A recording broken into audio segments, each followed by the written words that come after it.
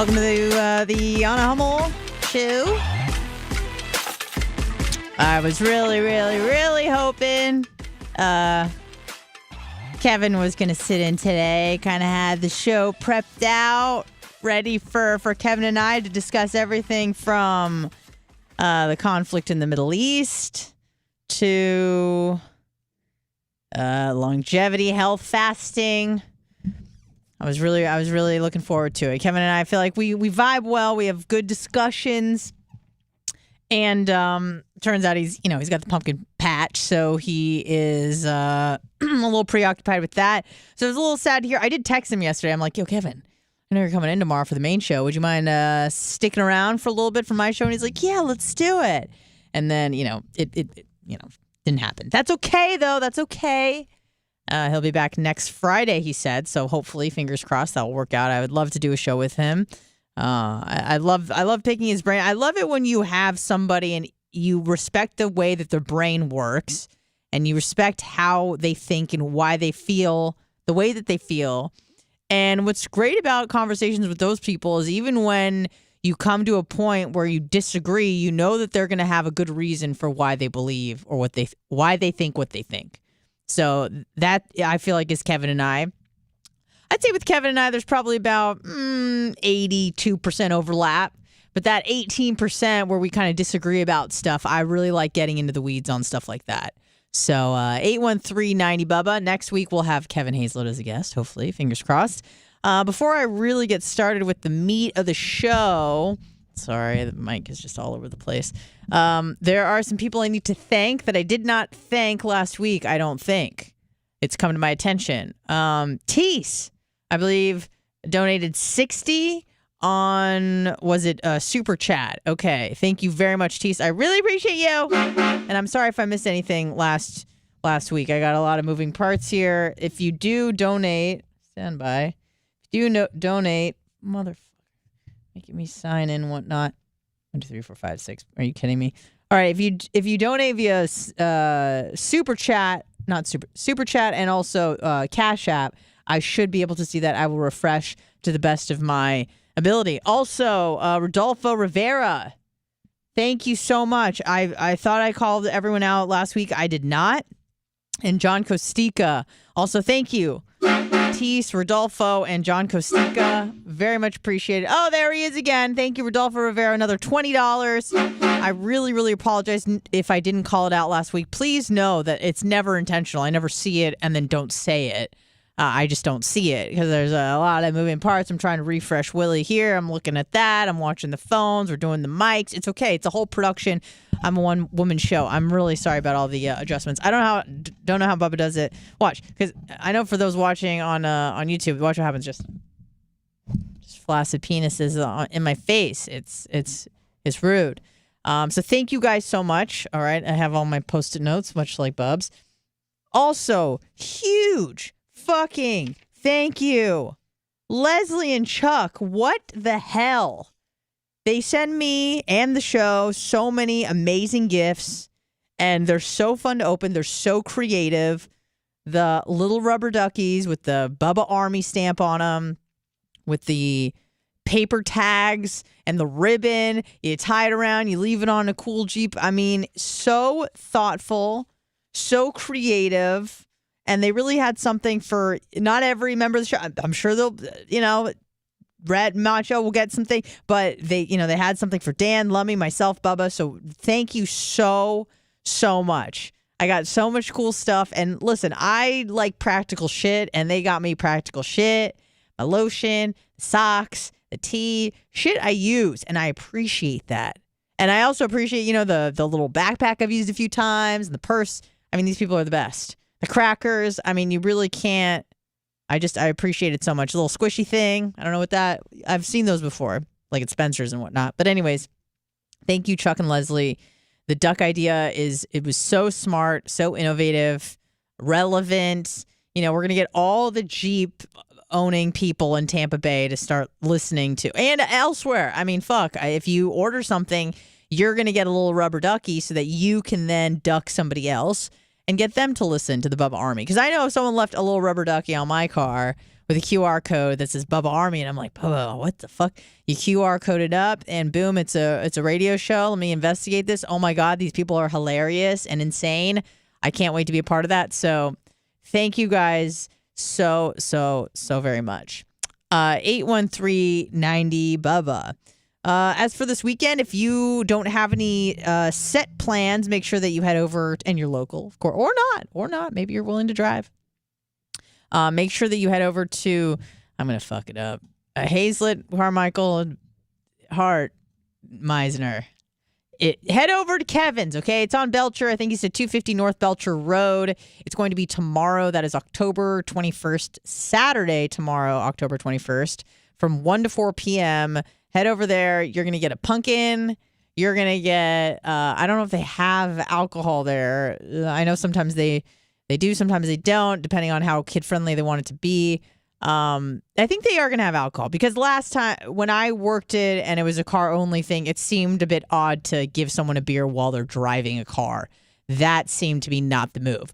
So they have food, ice cream, pumpkins, entertainment. Brian from Philly, $20. Brian, I think I got a message from you. I briefly glanced at it. There was a lot going on yesterday. I don't know if it said you were going to call in or excusing the shitty connection you had last time you called in on the after show yesterday. So, thank you. And thank you for all the support, Brian. Appreciate you. I hope I see you next Friday for Bubba 199. We got a lot going on this month, and just around this time, between Kevin's Pumpkin Patch, Bubba 199, I believe on November 4th, Saturday, Alex Stein will be coming into town to do a novelty internet celebrity fight called the Carnival of Combat, I believe. And I don't want to just say this because I'm not 100% sure, but I think that the location may have changed. I'm not 100% on that. It was at the factory last time I checked, but according to some other sources, it might be at the Carnival of Chaos. I don't fucking know. If you know, call in 813-90 Bubba. JHM3-1999. You guys are making me money, and I appreciate that, because then I can send it back to the boss man and say, look, I'm valuable. Please don't fire me. So yes, we got a lot going on. 199. Very excited. Might dress up, might not. We'll see. Oh, motherfucker, Leslie and Chuck got me a goddamn jersey with a hum sauce on the back. San Diego. I'm going to wear this to all the sporting events I don't go to. I'm very excited, whether it be the baseball games I don't go to, the football games I don't go to, the what other sports people, the hockey games. I've been to a professional hockey game twice, the Red Wings. Thank you very much. And yeah, low-key flex. I worked for a radio station there. So, you'd think I'd get hooked up because I was part of the radio station, but actually I got hooked up because while we were doing a broadcast, on our way to set up the broadcast, me and my coworkers got locked in an elevator for 2 hours. So that was cool. They couldn't get it working. I don't know what it's called now, but at the time it was the Joe Louis Arena in Detroit, Michigan. So welcome to Michigan. You get locked in an elevator when you're trying to do a fucking live broadcast. It was a little chaotic, but whatever. We got the guy on the air somehow. And yeah, so they're like, hey, so sorry about that. Do you want free tickets to a Red Wings game? And oddly enough, at the time, I was like, you know what? I've never been to a fucking hockey game. Maybe it's cool. Maybe I'll check it out. So, I snagged the tickets. And yeah, I had a great time. It was a good time. I get the vibe. I enjoyed that more than like a baseball game. Been to 2. I think that's quota for life. I went to 1, didn't quite get it. That was again in Michigan. I went to a Tigers game. Then I went to a Rays game about 6.5 years ago. Still didn't get it because everyone that I was with and everyone at the game was not watching the baseball. They were just, yapping away, getting beers. And I'm like, why don't we drink at home where we don't have to watch the football and the beers are cheaper? I didn't quite understand. I was trying to do the math in my head. It didn't make any sense. I'm like, you're not even watching the game, but people like the atmosphere. They like the whatever. Who cares? It was a free game. So free game both times. I don't think I've ever paid for a game. Yeah, and then I've never been to a professional football game. I feel like that might be an experience. That might be be fun, but also like I wouldn't ever spend the money, and I wouldn't want anyone to like waste a ticket on me because it will be lost. It will be lost. So I'll just do my brunches. That's fine. I like brunch. I'll be doing brunch. 813-90 Bubba. Like, do I want to segue into something serious? It's like I kind of want to keep it light. I'm kind of super happy it's not the global day of jihad. That was a little scary last week, especially because I was alone at the building, and there weren't a lot of people here, and everyone had left, and Bubba wasn't around, just kind of buzzing around. So I was a little concerned, but thankfully Big Red and Bob Cook were here, and let's just say one of them had a gun on them. So I was like, perfect, because I wanted someone to at least be around. You can't really see what's going on behind your back. I don't have access to the cameras from here, so I can't see if someone's rolling up on me. They know I'm alone. I'm currently live. I'm by myself. I'm a Jew. I'm annoying. They hate me. You're dead. Bye. So I was like, not about to die on that hill. But thankfully, we had some men with guns in the building, and I really appreciated that because I like men with guns. Good men with guns. I know how to use them. I mean, there's really nothing better than that as far as protection, You can clamor on and on about how much you hate guns. And I was talking to one of my Jewish friends. I have just a few. One of my Jewish friends that I actually saw when I was in Denver. Met him in Australia. But he moved to Boulder, Colorado with his American wife and their two beautiful daughters. And he hates guns. He does not like guns.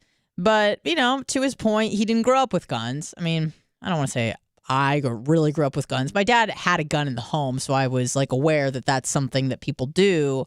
But he did not grow up with guns in Australia, and he does not like guns. But let me tell you, I spoke with him a few days ago, and he likes to bring his gun everywhere now. Especially being Jewish himself. Not that he's rocking a yarmulke and got the Hasidic thing going on. You probably wouldn't know he was a Jewish person just by looking at him. But, he's just kind of keeping his head on a swivel. He doesn't know who's around him, and he knows how to operate a gun, but he likes a lot of gun control. So it was just a little bit odd, but he was – and here's the thing, like, it's funny how, whenever him and I get together, we talk on the phone.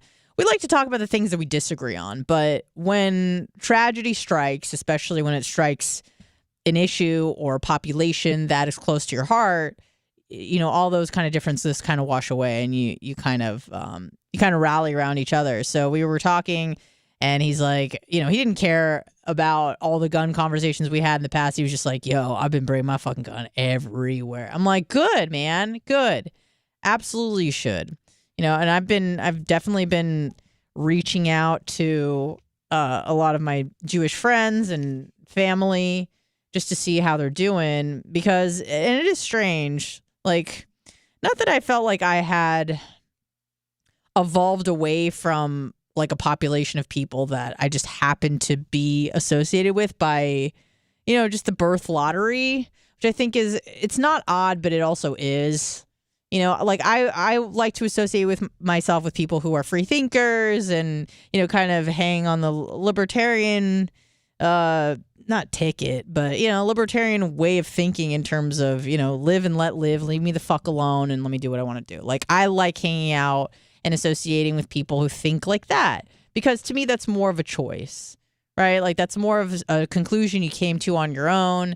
Maybe you were raised that way, but probably not. Maybe you were raised super Catholic or super Muslim or Jewish, but you go, this is kind of stupid. Like, I just want to be left alone, and I don't really subscribe to imaginary characters in the sky. And, that takes a certain type of person to come to those conclusions. And I like prided myself on being associated with those people and not associating with people just by virtue of, hey, we're both Jewish, which is fine. Like you see somebody that's Jewish, as a Jewish person, and you all immediately have a connection just in terms of, I wasn't raised super religious or anything like that, but there's just a connection that you have because you just get each other's culture.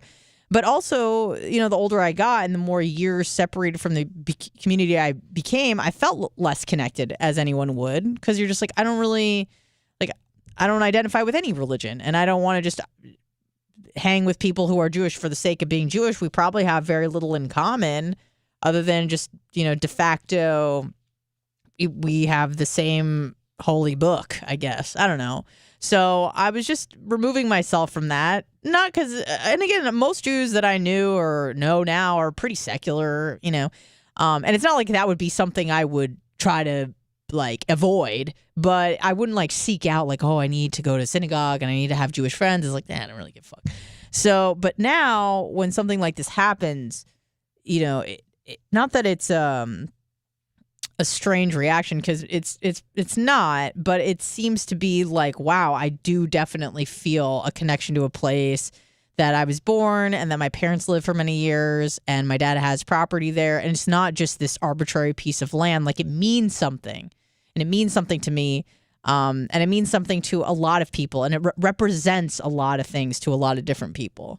So, initially the shock of just not just the tragedy itself, but how it was conducted was so vile and so some of the most unspeakable, depraved sort of actions that we've seen in the last, I don't know, since World War II. That sort of unspeakable barbarity is just, you don't really know how to process that.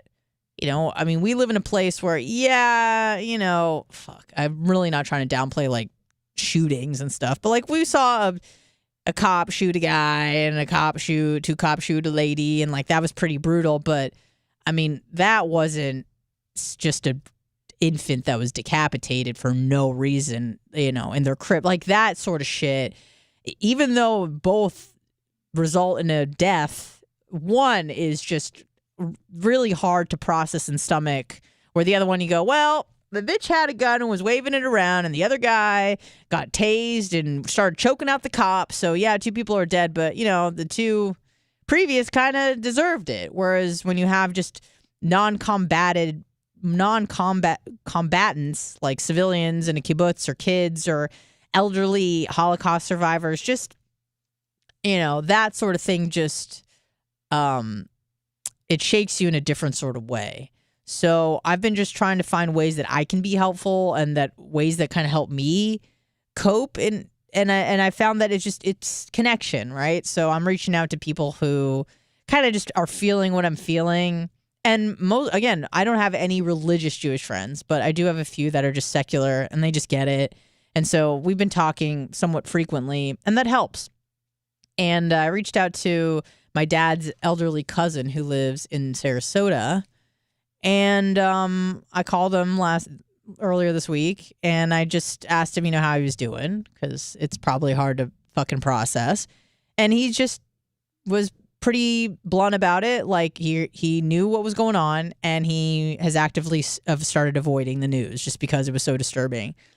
And I get it. I get it. And he's old. He's 85.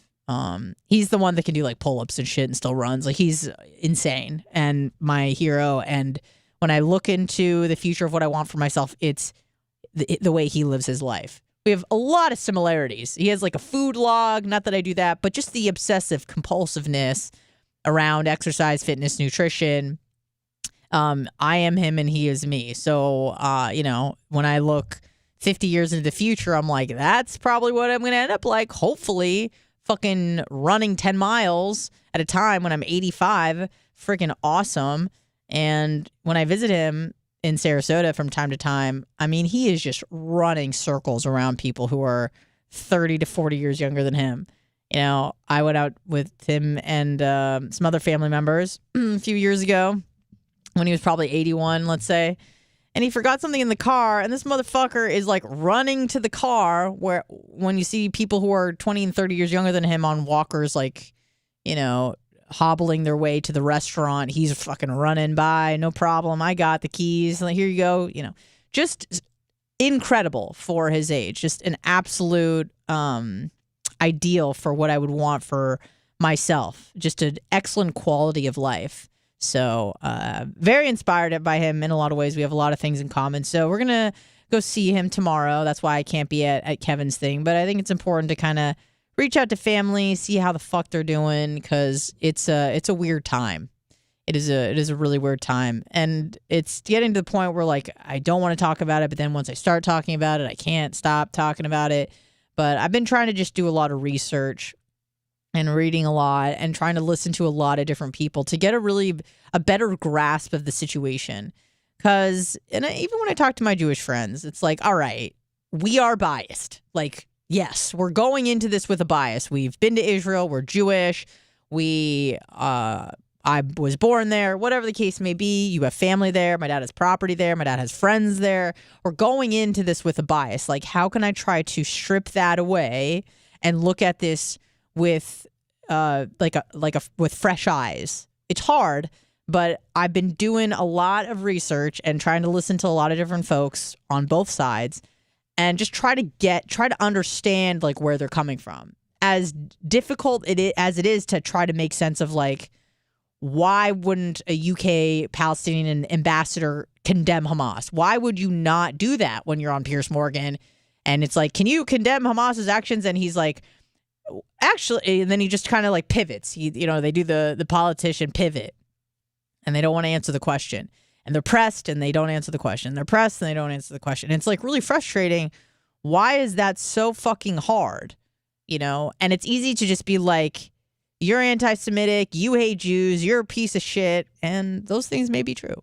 But my mind goes, okay, what am I missing? Am I missing something? Am I fucking missing something? Was there, did something happen that is somehow justifying Hamas's, not justifying, but like low-key justifying Hamas's actions against Israeli civilians to them, right? Like, what the fuck am I missing?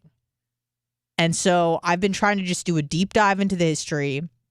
No side is 100%, guilt-free. Of course. It's not like the Israelis should have no blame and the Palestinians are completely blame-free. And it's just it's always the other side. It's just, come on. Obviously, both sides have fucked up. There's clearly one side, in my estimation, that's fucked up more. But hey, again, I also admittedly am biased. So I try to, let the audience know. And also remind myself, you have a bias, you have a bias, you have a bias. Let me look at this with fresh eyes. If I was to not know anything about this and just kind of look at the facts, what conclusion would I come to? And obviously, because I have a bias, I keep coming to the same conclusion, of course. But I don't want to be, and we all are. We only care about our own. We really fucking do. You didn't see BLM really rallying behind Ukraine. No one really cares about the Uyghur situation or the humanitarian crisis in Yemen, where thousands of people are dying every day from artillery, cholera, starvation, disease. You don't really hear about that. But then you're black, you hear a black person got shot by a white cop. You're in the streets. You're all busy. Okay. And then, you're a Palestinian American.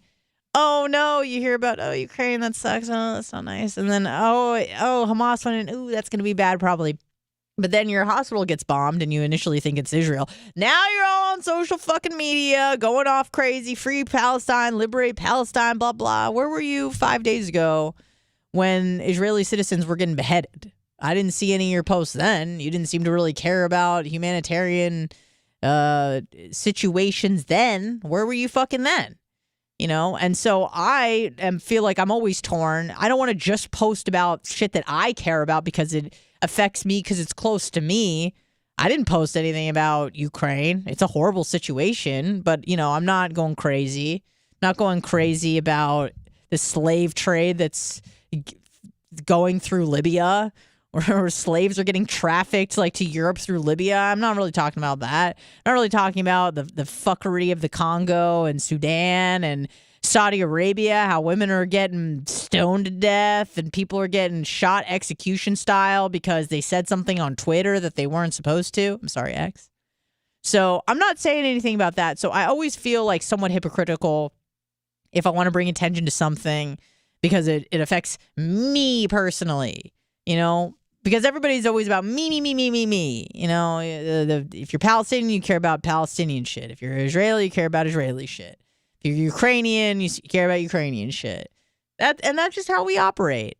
And then if there's an American thing, Americans care about it, but maybe the rest of the world doesn't care as much or at all. Who knows? So I just try to keep that in mind, that I really only care about my shit, and so does everybody else. And every once in a while, someone who's not involved, not every once in a while, that's not true. There were a lot of white liberals that got on the BLM train. There's a lot of white liberals that are getting on the pro-Palestinian train. Sometimes there's cross-pollination, but usually it's you care about your shit because it affects you. But you want everybody else to care about your shit too.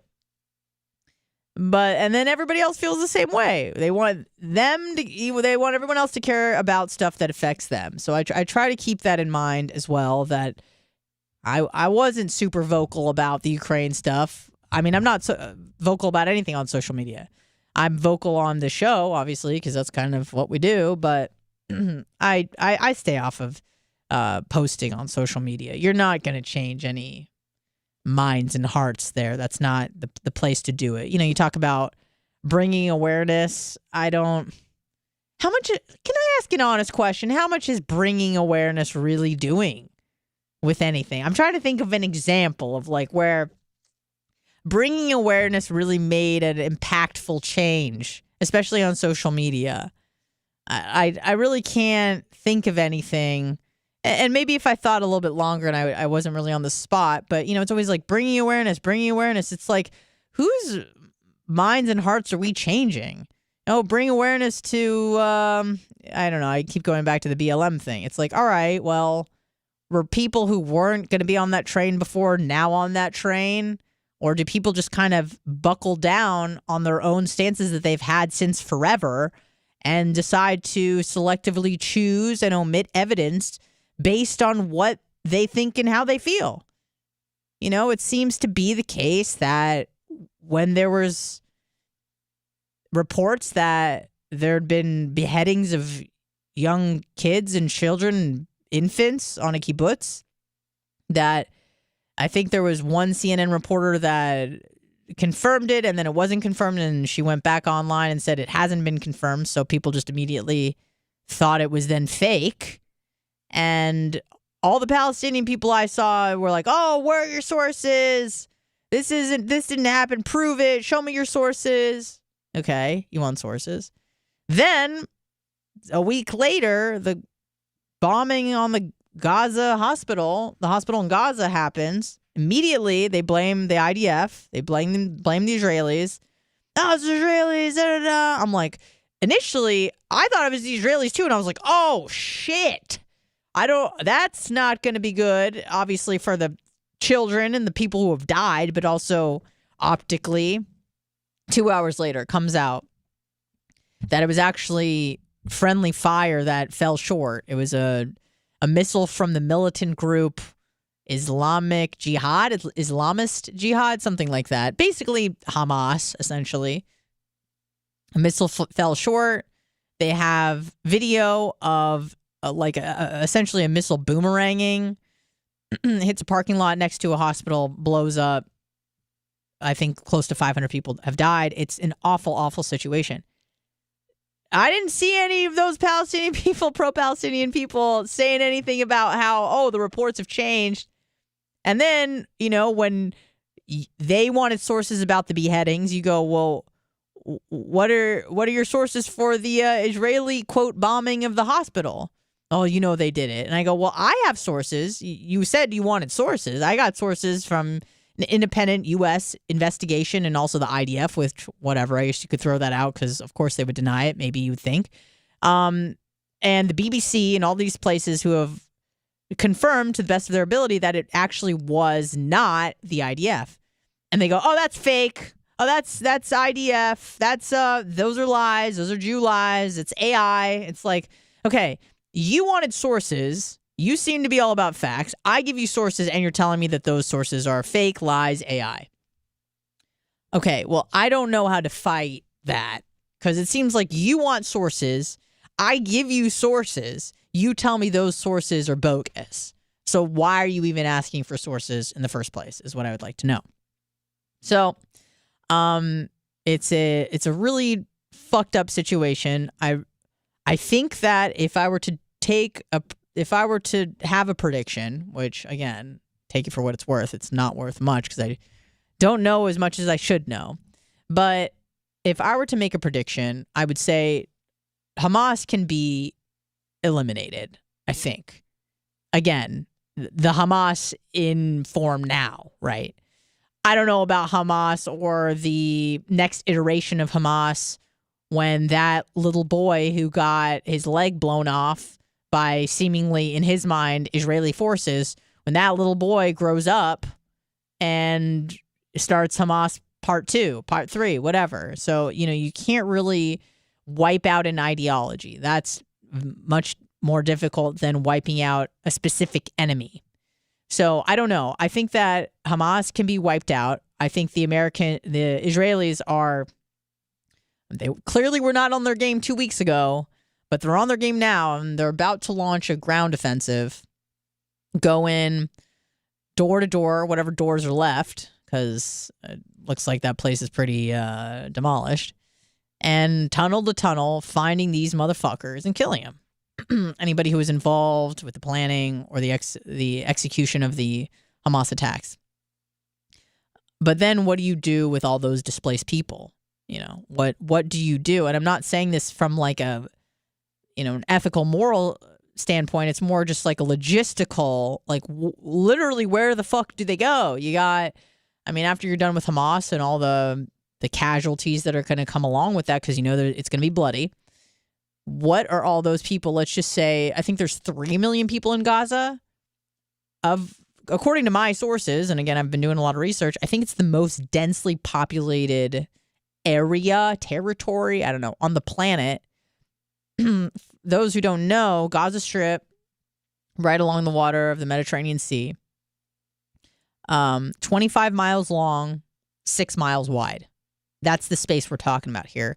And I think in that space is roughly about, I've heard anywhere between like 2.3 to 3 million people. Okay, so now half of those people that lived in the northern part of Gaza are now going south because that's what they've been instructed to do if they can even leave, because it seems like Hamas wants them to stay put. So what do you do with all those people that don't have money, that don't have water, that have no home now? Just refugees. What do you do with those people and let them return home to what? Rubble? I don't know. They clearly don't have the ability, the money, the resources to like rebuild. And if they did, which it seems like they have in the past, I'm not blaming the Palestinian people, but let's just say the forces in charge. Every time it seems like they've been given humanitarian aid, funding mostly, whatever, from the UN or anyone else. Instead of building resorts and schools and hospitals, it seems like they're mostly investing in bombs and pipe bombs and rockets and whatever the fuck else that they can import there. And it's like, dude, and I've been saying this to a lot of people, I'm like, build resorts, not tunnels, man. That is some prime ass real estate. Gaza, the Gaza Strip. Oh my God. It's 25 miles of fucking beachfront property and you're building tunnels. What the fuck? Build me a motherfucking Holiday Inn, Allah style. I don't care. Do some sailboat, Dubai shit. I know they don't have any like money to do that, but whatever. Like, try your best. Start with a Marriott and work your way up, is what I would say. Don't stop building tunnels. But again, whatever. It's my 2 cents. I'm trying to make light of a situation which is obviously very serious.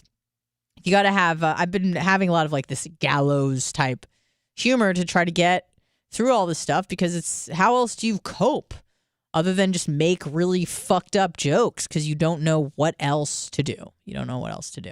So that was a nice 40-minute rant about how I'm not going to talk about what I just talked about. So 813-90 Bubba if you'd like to call in and contribute to the conversation. Sadly, I would like to pivot to something that's less depressing, which is legalizing euthanasia, which oddly enough is, it used to be a little bit of a somber topic, but now it's like, what the fuck ever. After you've seen the horror of the last 2 weeks, you go, fuck it, we can handle some legalized euthanasia. I'm very intrigued by this idea. I've talked about it a few times in the past, euthanasia, and if someone should have the right to end their own life. Now, obviously, no law is going to prevent you from killing yourself if you want to do that. That's, you could say it's against the law to shoot yourself in the head, but you shoot yourself in the head, and what is the punishment going to be? You're already dead, obviously. And half the time, even if you don't die because you missed your head, I don't know how you did that when you tried, but if you somehow survive a suicide attempt, no one sends you to jail. They send you to rehab, or maybe they Baker Act you, or you get help. You need help. You don't go to prison for it. So Canada has some wacky ideas, no doubt, when it comes to many, many things. I think COVID for them just ended like 2 weeks ago. They were in lockdown until 2 weeks ago. Maybe I made that up, but whatever. They do have some wacky ideas. But this one, and I was discussing it with a few people that I know, and they seemed to think it was a bad idea, but I don't. I think it's a great idea. Canada to legalize euthanasia for drug addicts with no other illness in March. So in March 2024, Canada will allow for medically assisted dying. The acronym is MAID, M-A-I-D. It will include mental health patients, including those suffering substance abuse. And let's see, it says something about epilepsy, something I don't know anything about. All right. So basically, medically assisted suicides in Canada, I feel like it already was somewhat legalized, but now they're kind of expanding the umbrella to include those who are suffering from substance abuse. Now, I feel like substance abuse is a topic that I feel I've had a very hard time finding compassion for. And I've really tried to change the way I thought about drug addicts. I know not every drug addict is the same, so I try to keep that in mind as well. I have a lot of compassion for a lot of different things. I have a lot of compassion for, when I see those children who were hit by the missile, doesn't matter where it came from. These kids got killed that were at a hospital, and they don't have moms and dads, and they're orphans, and they're shaking, they're crying. When I see the parents and brothers and sisters of people that were slain by Hamas, I have compassion for that. I don't really have compassion if you're on the street addicted to fentanyl. It's just like we have a capacity for compassion, and mine got all used up for shit that, in my estimation, wasn't a choice, right? That Palestinian boy didn't ask to be bombed. He didn't ask to be involved in that situation, in that conflict. It has nothing to do with him personally. He's just, unfortunately, and I hate saying this about human lives, but just collateral damage, just collateral damage. Unfortunately, will be traumatized for life. It's hard to come back from that when you grow up in an open air prison for whatever reason. I'm not saying blaming the Israelis or the Palestinians. I'm just calling it what it is. It's pretty much an open air prison. Heavily industrialized, but not really a lot of export. I think we said that their number one export was like scrap metal, something. But yeah, just no economic opportunity in Gaza, an open air prison, whoever's fault it may be. I have compassion for that, for people who just they did not win the birth lottery when it comes to where you were born. And like I said, I have compassion for people who lost people in the Holocaust, or lost people from the Hamas attacks, or people who had to leave their homes in Ukraine because they were getting bombed, or whatever. Just there's plenty of shit that the people in Yemen, what the fuck? Those are people I feel sorry for. Very hard for me to feel sorry for someone who is addicted to fentanyl because they decided to take it. So I've been trying to learn a little bit more about that situation, hopefully like find some sort of compassion somewhere. I'm still searching, but what I've learned from the people that I've listened to is that addiction, not always, but oftentimes is you are coping because you've dealt with some sort of trauma, right? Maybe you were molested as a kid by your local deacon or whatever. You went in for the Eucharist, you just wanted to love Christ, and now you're getting railed in the ass and you're 8 years old. And that sucks. That super sucks. You didn't ask for that, but it happened to you. How do you cope with that? Okay, you start trying to numb your pain with alcohol. And then maybe you got your hands on some pills, and then heroin, and then fentanyl, and now you're just doing trank on the street and your leg's halfway decayed. I can have some sympathy there for that person. That super sucks that all that should happen to you. Also, I don't have anybody in my family that was addicted to anything. Substance abuse is not in my family at all. Drugs or alcohol or smoking or gambling or none of the vice things are in my family. So it's very hard to understand when you don't come from that background. In my mind, I'm just like, don't fucking do it. No one has a gun to your head telling you to put the needle in your arm. So just don't fucking do it. Just ride it out. David Goggins your way through it. Just fucking don't do it. What's wrong with you? You decided to do it. So again, I'm trying to come from the people I do feel sorry for. I will say this are the people who were instructed by their doctor to take pain meds. They took the oxys. They got addicted because it was basically heroin in pill form. And then they needed it. They grew a tolerance pretty fucking quick. I was listening to my personal guru, Peter Attia, who had, I think, a back injury or something, maybe like, 20 years ago or something like that. And he was prescribed Oxycontin. And he said he went from 40 milligrams to 400 milligrams in the course of 4 months. And at the time, he was like, I'm so lucky at the time.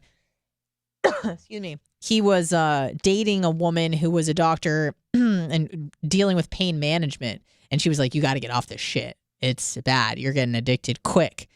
And your tolerance for that shit goes, it's pushed very quickly.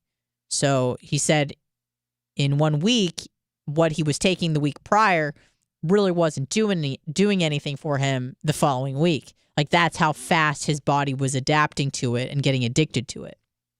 So he was able to muscle his way out of using that as a way to manage his pain. So in my mind, I'm like, okay, it can be done. It's not easy, but it can be done. So if you don't do it, it's because you are refusing to do it. You don't want to put in the hard work. And now you've got yourself in this quagmire, in this I'm addicted shit.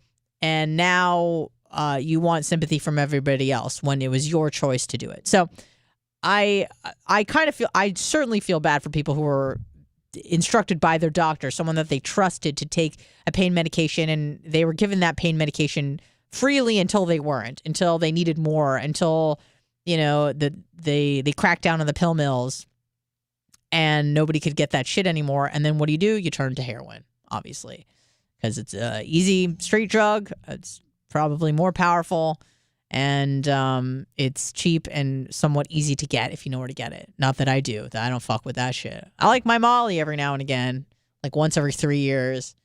Cocaine, fine, but I don't fuck with heroin. I kind of want to. Like, in my head, I'm like, I wonder what it feels like, but I never would. No, the curiosity is not that strong. So yeah, it's a shitty situation. But anyways, it's hard for me to feel sorry for those people, even when I think about it now. But legally allowing for people to euthanize themselves as drug addicts when apparently there's no other mental illness, which I thought that addiction was a mental illness.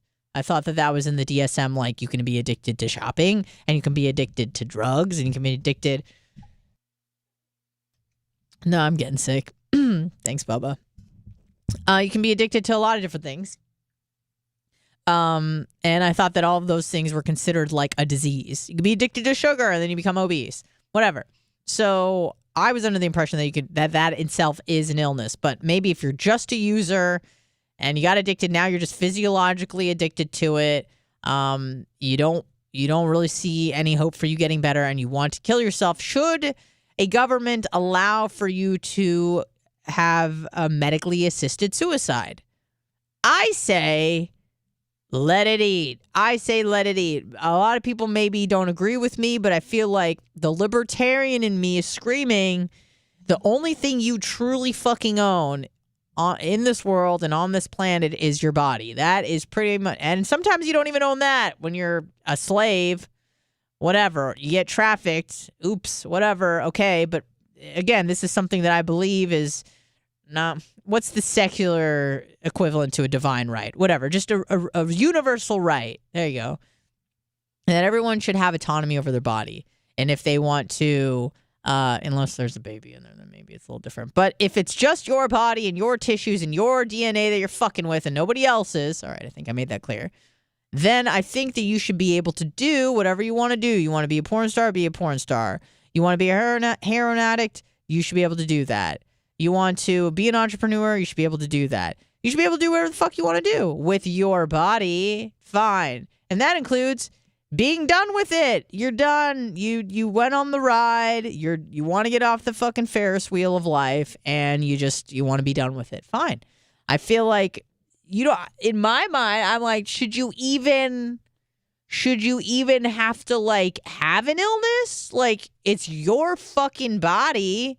Now, do I think that that's a good idea and that there's hope for you? Yeah, sure. But like also, again, the very strong libertarian in me is like, it's your body. You should be able to do whatever you want to do. I think the issue here becomes like the protection of the doctors, right?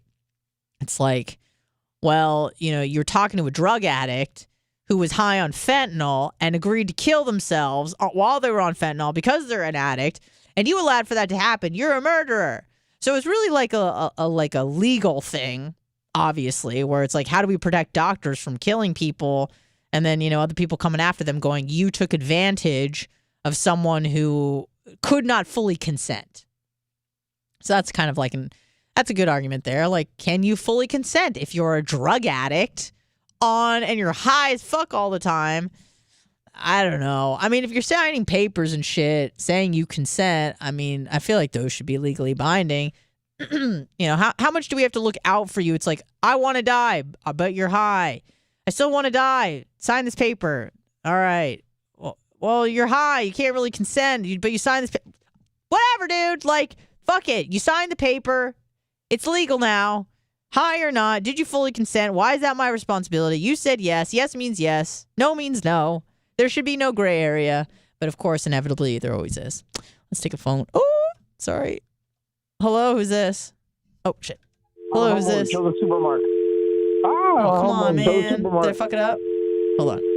Nope. I just hung up on you. Call back so I can hang up on you again. 813-90 Bubba if you would like to call in and contribute to the conversation. Because listen, I am in a position right now where I am willing to have my mind be changed.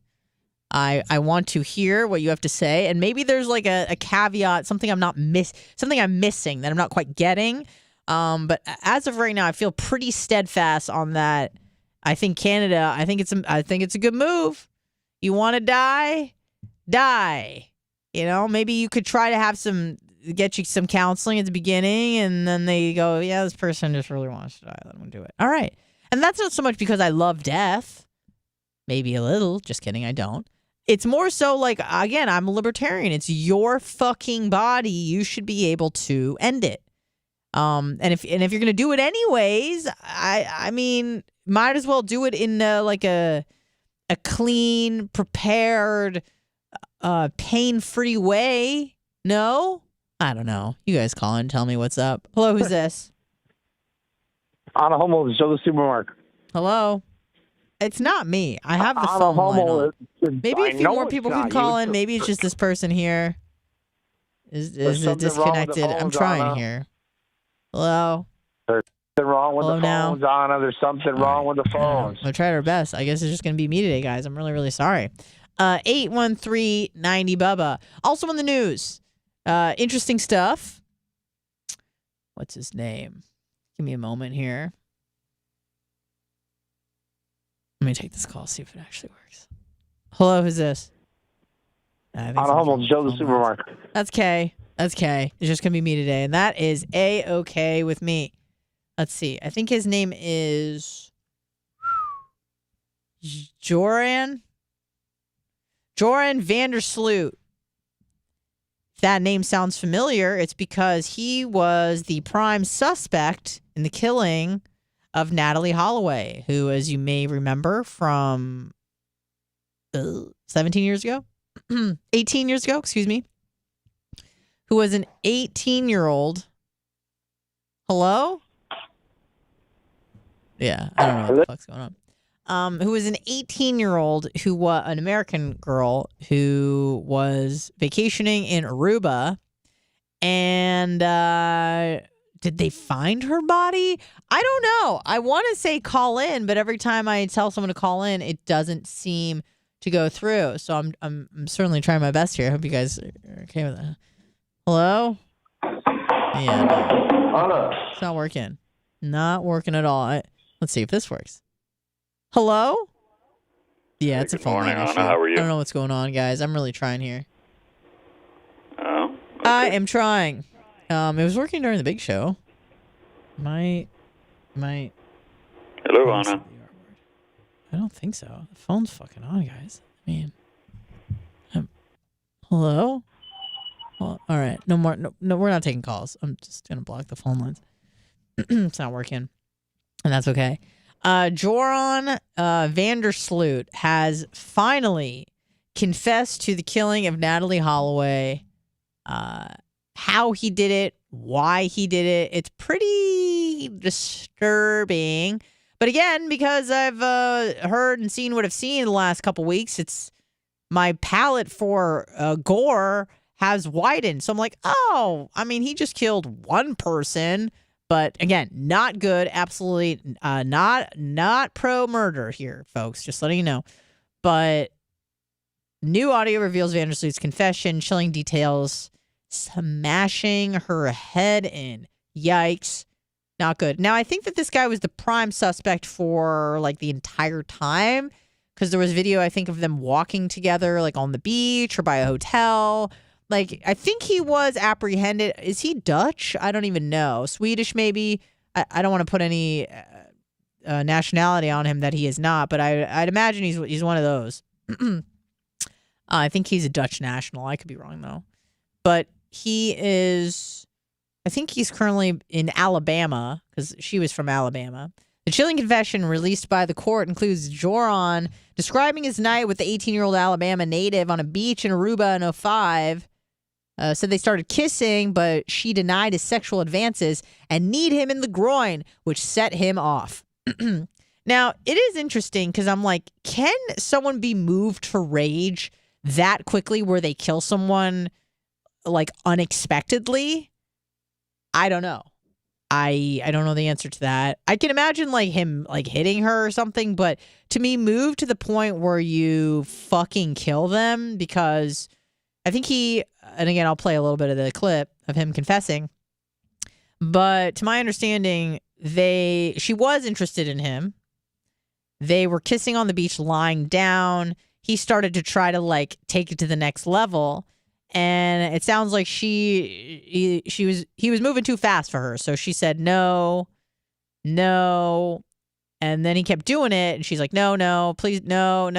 And then it got to the point where she's like, seriously, stop. And then like kneed him in the groin. And he gets very mad and he stands up and he fucking kicked her in the head really, really fucking hard to the point where she may have been dead at that point or she was unconscious. Okay. I don't know if she was dead at that point. No one will ever know. Then she's unconscious because he kicked her in the head really fucking hard. Sees a cinder block a few meters away, takes the cinder block, smashes her face in, then kind of comes to the realization like, oh shit, what have I done? And because they're right on the beach, it seems like he just kind of drags her into the water and like pushes her into the sea. And then apparently like went home and watched porn, which whatever, not great. Anyways, I'm pretty sure that this guy's been in prison the whole time, but I could be wrong. I don't know. And it's hard for me to host a show and do a significant amount of research. So I'll just have to leave that with a big fat question mark. So here's a little bit of his confession. She asked to go back to her hotel, but I was just trying to get dropped off a little bit further away from her hotel so we could walk back to her hotel and I might still get a chance to be with her. Okay. That's what I was hoping for. Okay. So what happens?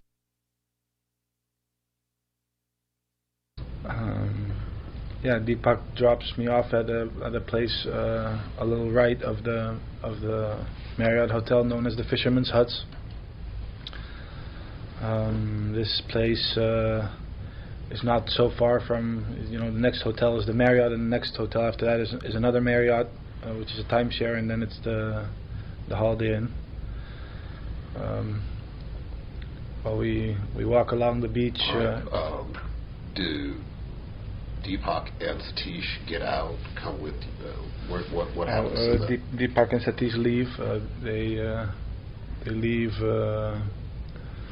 They go back to their home. I assume they go back to their home. They get in their car and they leave. I'm actually with Natalie walking along the beach.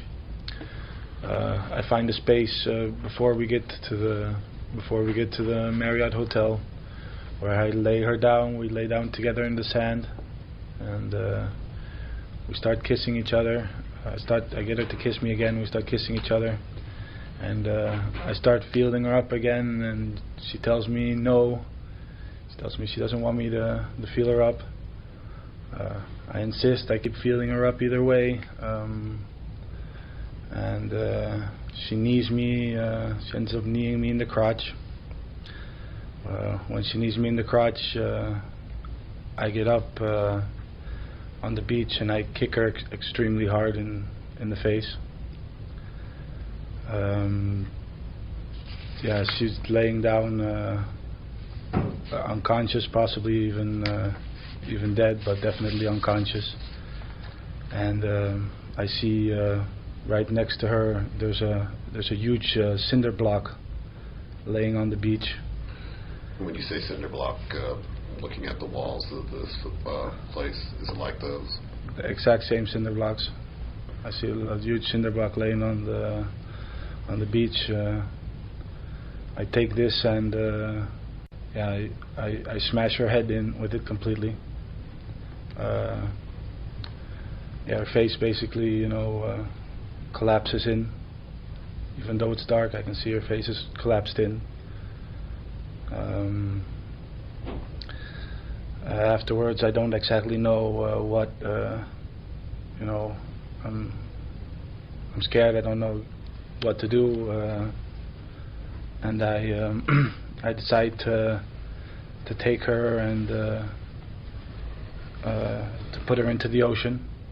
So I grab her and I half pull and half walk with her into the ocean.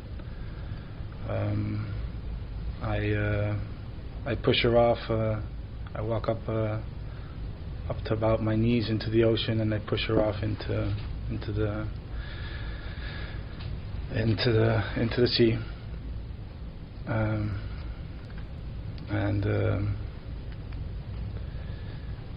After that I get out. I walk home. Yeah, so not good. Not good. And it's sad. I mean, obviously it's sad, but they were waiting for that confession for 18 years. Just actual confirmation that she did in fact die at the hands of Johan Vandersloot and how it all went down. Because again, it was 2005. It's hard for me to remember. At the time I was like 18. I remember hearing it in the news, seeing her face everywhere. I would get a lot of those, like my memory is a little bit blurred because it's like, I'm like, was it the Elizabeth Smart thing?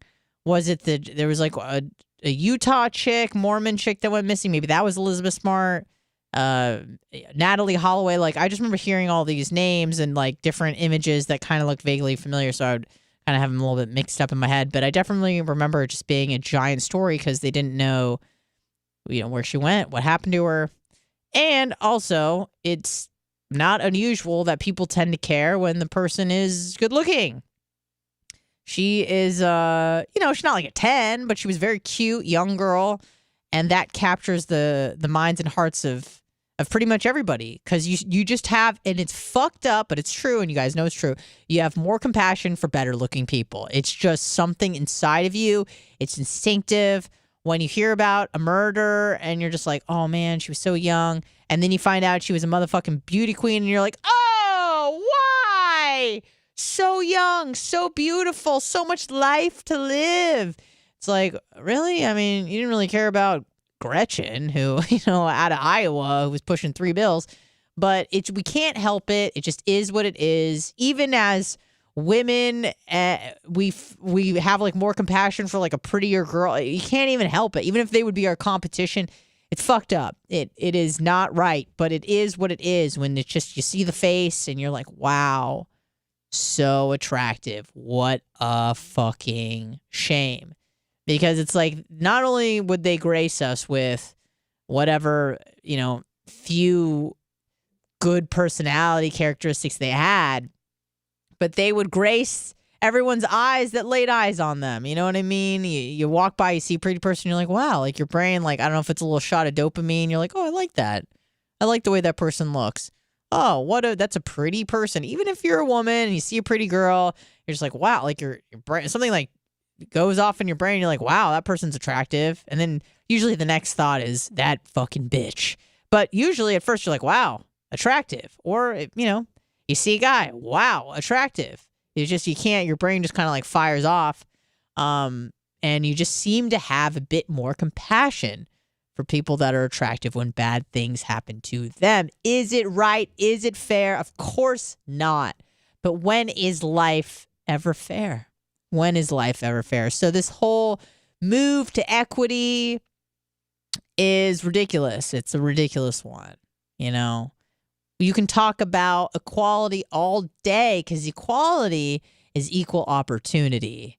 And that is fine, A-okay with me. But equity is equal outcome. And that is not A-okay with me. Because guess what? Some people work harder than others. Okay? And those people should be rewarded for their hard work, not demonized for it. Okay? And that's not to say that if you work hard, you'll be rich. There's no guarantees in life. Things can go awry, of course. You could have many businesses that you tried so hard and none of them fucking worked out. But oftentimes it is the case that the money is deserved. Maybe it's not. Maybe you were just born into wealth. You were just born into you were a Kennedy, you're a Rockefeller, you're whatever. You're a Sackler family member.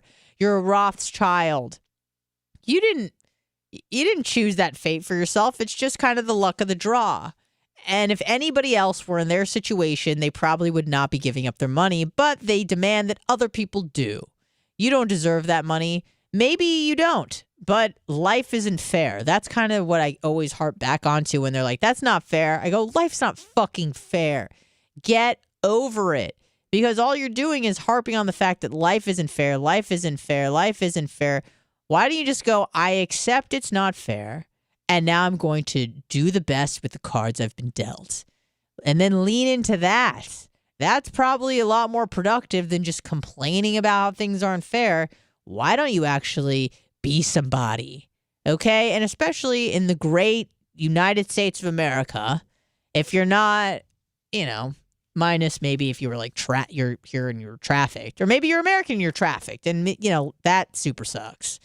But for people who have authority over their lives and aren't currently human sex slaves, for those people, you can do whatever the fuck you want to do, man. You can't. You're not going to be all the same. You're not going to acquire the same wealth as your neighbor. Exactly, of course not. But you could do your best, stay in your own lane, and you will certainly be more successful than if you just cry that things aren't fair. It's so annoying. Nobody wants to be around you.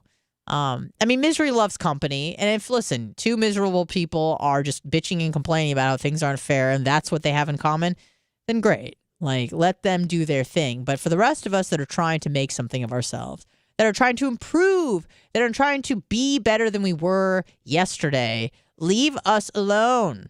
Stop complaining about things that really no one can control. You just want these people to you want Jeff Bezos, who worked his dick off, who created Amazon and all these jobs, and maybe he doesn't pay him as much as he should. Maybe they should get more days off, blah, blah, blah. But they're not forced to work there, okay? No one's putting a gun to their head, making them deliver packages. If they're choosing to work there, then they have accepted the terms and conditions of that place of employment. And if they don't want to work there anymore, they can quit. So you having all this sympathy for, oh, it's not fair and he's rich. It's like, yeah, because he made something that everybody values. He changed the nature of the game when it comes to mail and shopping and putting fucking malls out of business. Boom, boom, boom. I ain't gonna hate that. He had a great idea, or maybe it wasn't his idea, but whatever. He ran with it. He was the figurehead. He was the spokesperson. He was the one that put the time, energy, money into it initially, and he should be rewarded for that. Should he have $150 billion? I don't know. Yeah, I guess. I mean, if people are willing to buy shit through Amazon, I ain't got no hate for that guy whatsoever. Oh, it's not fair. He wasn't just given that money. He fucking earned it. And if you hate him so much, then don't buy anything from Amazon, you dumbass. People hate Jeff Bezos and they keep buying shit from Amazon like fucking morons they are. But anyways, I think that's it for today, okay? That's probably... Ooh! Came on strong. I appreciate... words. I appreciate everyone listening and watching right now. Sorry it was a call-free show. I tried. I saw you guys calling. Just wasn't working. But I appreciate you listening. Those that have listened, that will listen. I hope you have a wonderful weekend. Please stay safe. Keep your head on a swivel, for God's sakes. And thank you to all those that donated.